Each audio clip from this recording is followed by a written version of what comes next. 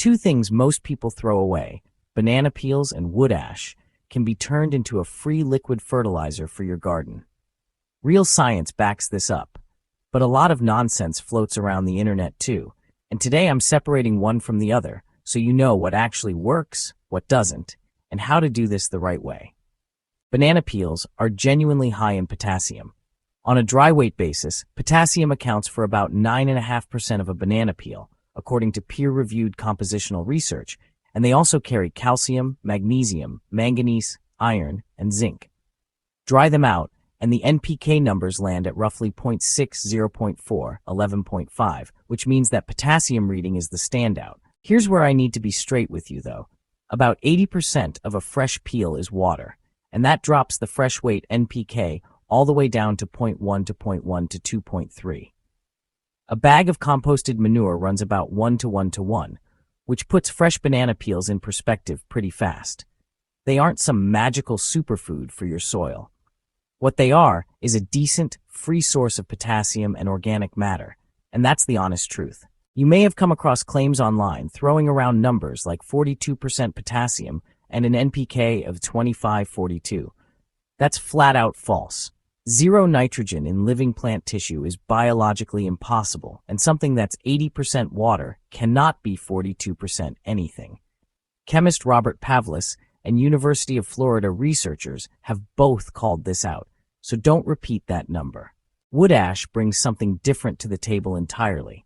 If you run a fireplace or a wood stove, you've been tossing out a legitimate soil amendment without knowing it. Purdue Extension reports that wood ash contains about 25% calcium carbonate by weight, making it primarily a liming agent, along with 5 to 7% potassium and 1.5 to 2% phosphorus. The fertilizer analysis shakes out to roughly 0.13 with no nitrogen at all because burning drives it off as gas. David Trinkline from the University of Missouri Extension frames it well when he says wood ash works best as a liming material to adjust soil pH rather than a regular fertilizer. Roughly 4 cups of wood ash equals 1 pound of agricultural lime. Hardwood ash packs more nutrients than softwood, which means burning oak or maple puts you in good shape. If you're finding this useful, do me a favor and hit that like button and subscribe. Most of the people watching my videos aren't subscribed yet, and it genuinely helps the channel grow so I can keep putting out content like this. Now here's where I have to level with you about the 3-day method. The recipe itself is dead simple. Chop up 3 to 5 banana peels, cover them with a liter or 2 of water, let it all steep for a few days, strain it, and pour the liquid on your plants. I ran through exactly that process, and the liquid does come out with some color, some smell, and yes, some soluble potassium. What the science says, though, paints a different picture. The Cooperative Extension System states plainly that they are not aware of any research supporting this idea, and that very small amounts of nutrients come from soaking food scraps. Justin Hancock, a horticulturist at Costa Farms, points out that people assume potassium will just leach out of the peel and into the water, but decomposition needs to occur first for that to happen. Robert Pavlis puts it even more bluntly, saying there is limited decomposition during the process of making banana peel tea, which means most of the nutrients stay locked in the peels. The reason comes down to cell biology.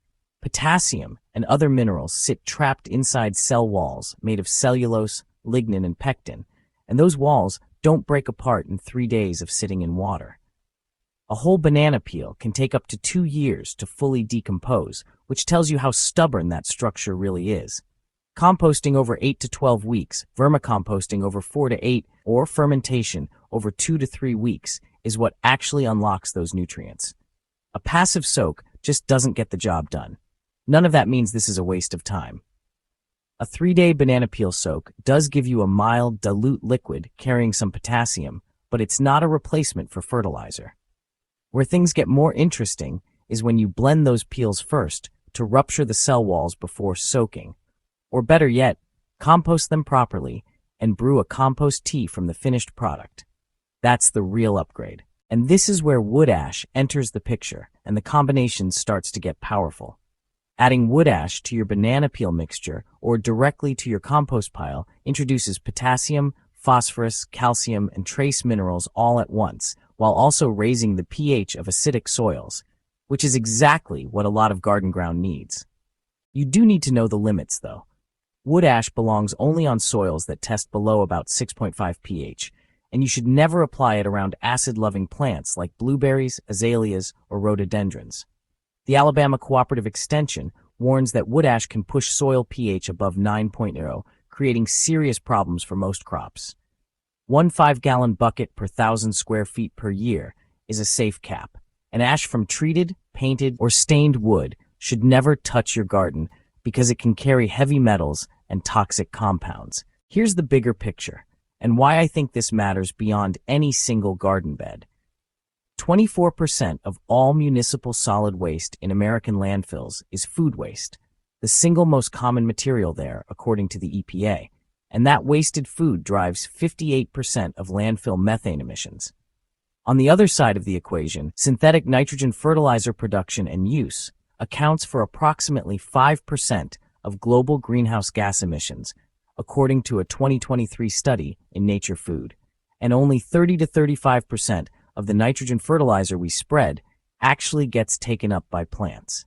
Every banana peel you compost instead of trashing is one less thing generating methane in a landfill, and every scoop of wood ash you work into your garden is one less bag of lime you're buying. About 3 million tons of wood ash get produced in the U.S. every year, and in the Southeast, 90% of it goes straight to the landfill. That's a resource going to waste. Cost tells the same story from a different angle. A 20 to 40 pound bag of garden fertilizer runs roughly $15 to $40, and organic options cost about 30 to 50% more than synthetic. Banana peels and fireplace ash cost you nothing. They won't replace a balanced fertilizer entirely because they supply almost no nitrogen, which tends to be the nutrient your garden needs most, but they can meaningfully cut what you spend on potassium and liming. Here's what I want you to walk away with. Banana peels and wood ash are real, useful, free soil amendments with a history stretching back centuries. The word potassium itself comes from potash, literally wood ashes soaked in a pot, and the first patent ever granted in the United States, signed by George Washington in 1790, covered an improved process for making potash from wood ashes. This isn't some TikTok trend. This is old knowledge. A 3-day water soak is the weakest way to use these materials. Compost them, blend them, ferment them, and add the wood ash directly to acidic soil. That's how you get real results. If this changed how you think about what you throw away, hit subscribe. Leave a comment telling me what you're composting in your garden, and I'll see you in the next one.